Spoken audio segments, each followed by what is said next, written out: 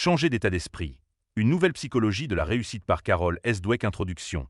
Le pouvoir caché de nos croyances. Imaginez un monde où chaque défi est une opportunité, chaque échec une leçon, et chaque effort un pas vers la grandeur.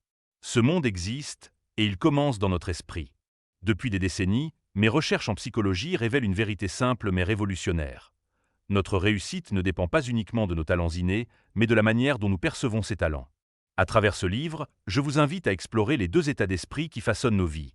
L'état d'esprit fixe et l'état d'esprit de développement. L'un nous emprisonne dans la peur de l'échec, l'autre nous libère pour embrasser le potentiel infini de la croissance. Les deux visages de l'état d'esprit fixe. La prison de la perfection et l'état d'esprit fixe reposent sur une croyance. Nos qualités, intelligence, talent, personnalité, sont gravés dans le marbre. Ceux qui l'adoptent vivent dans la peur constante de ne pas être à la hauteur.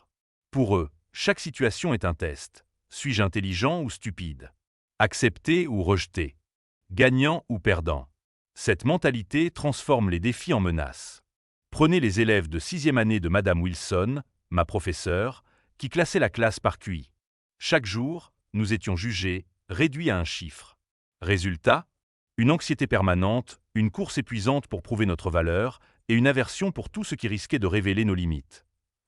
L'état d'esprit de développement, la liberté d'apprendre à l'opposé, l'état d'esprit de développement voit les qualités comme des muscles à renforcer.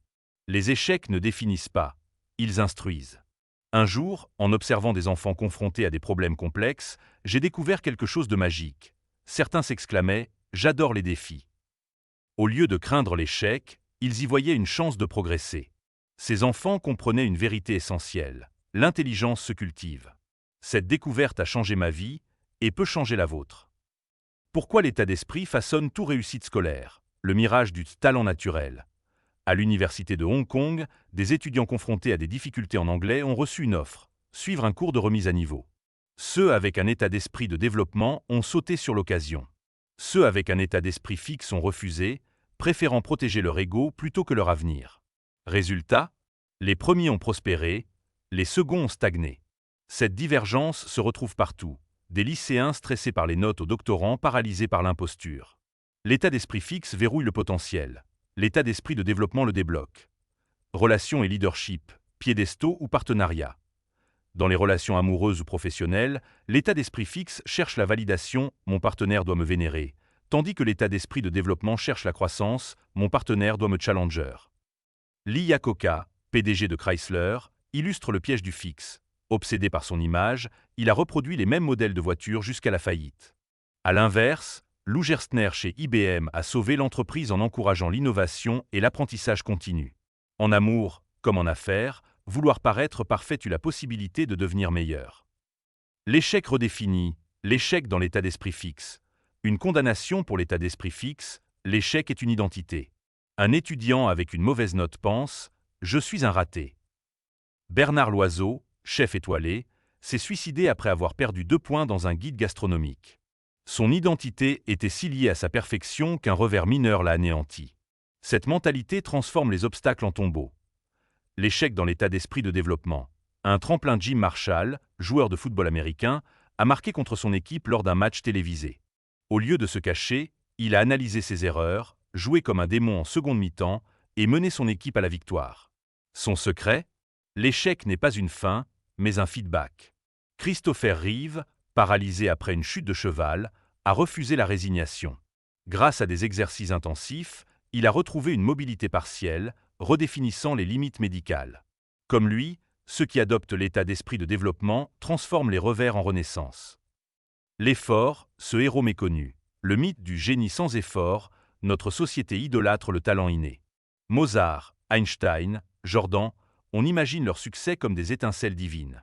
Pourtant, Mozart a passé 10 ans à composer des œuvres médiocres avant ses chefs-d'œuvre. Michael Jordan a été exclu de l'équipe de lycée avant de devenir une légende. Leur secret? L'effort délibéré.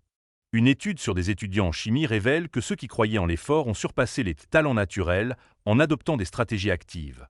Réviser les erreurs, chercher des principes sous-jacents, persévérer malgré la difficulté. Le piège des compliments maladroits. Dire à un enfant « tu es si intelligent » semble bienveillant. Pourtant, mes recherches montrent que cela encourage l'état d'esprit fixe. Les enfants félicités pour leur intelligence évitent les défis, mentent sur leurs résultats et perdent confiance face à l'échec. À l'inverse, féliciter l'effort, tu as travaillé dur, stimule la persévérance. Adam Guettel, compositeur surdoué, a lutté contre la dépression et la drogue, écrasé par le poids des attentes. Ceux qui réussissent durablement, comme Patricia Miranda, médaillée olympique après des années de déroute, valorisent le processus, pas le trophée. Cultiver l'état d'esprit de développement-éducation. Des salles de classe aux salles de conseil, Marva Collins, enseignante à Chicago, a révolutionné l'éducation en traitant les élèves en difficulté comme des génies en devenir. Ces élèves de quartiers défavorisés ont maîtrisé Shakespeare et l'algèbre, prouvant que les attitudes créent les aptitudes. De même, Jem Escalante a hissé des lycéens hispaniques au sommet des classements nationaux en maths. Leur mantra, le potentiel est une question de passion, pas de prédestination. Entreprise. Du culte du CEO à la culture du grosse mine scellée, entreprises toxiques idolâtrent les leaders géniaux, Enron, Symbéam et étouffent l'innovation.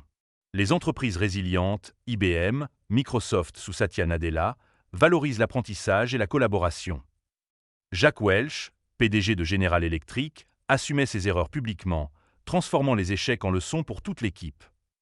En sport, des entraîneurs comme John Wooden bâtissent des dynasties non pas sur le talent brut, mais sur l'amélioration quotidienne. Les pièges à éviter, les étiquettes amis ou ennemis. Surdoué, leader né, incompétent. Ces étiquettes figent les individus dans des rôles.